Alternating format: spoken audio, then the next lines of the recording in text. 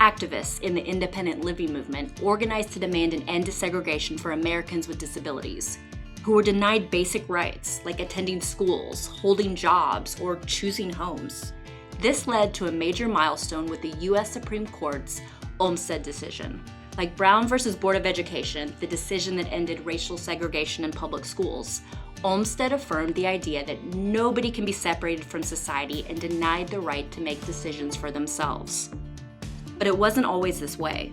For decades, Americans with disabilities were largely housed in facilities, like nursing homes, psychiatric hospitals, or in developmental disability institutions, where residents had to follow rules about things like when and what they could eat, when they could go outside, and even who they were allowed to date or marry. Society had an institutional bias, leaving few alternatives for people with disabilities. Disability activists fought back by organizing. From the 1960s to the 80s, activists staged protests and demonstrations, cases moved through the courts, and new legislation was passed, expanding access to housing, education, employment, and healthcare. Finally, a sweeping civil rights bill known as the Americans with Disabilities Act passed in 1990. Despite this progress, there were still gaps.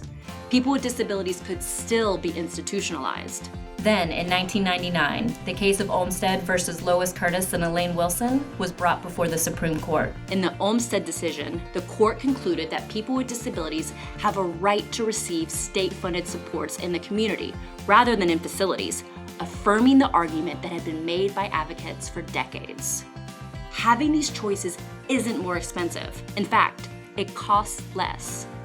In 2009, the National Council on Disability found the annual cost of institutional care was more than community-based supports in every state, $188,000 per person in a facility versus only about $42,000 for comparable services in the community. Later, cases based on Olmstead pushed states to create plans to reduce their institutionalized populations. Yet, progress has been slow.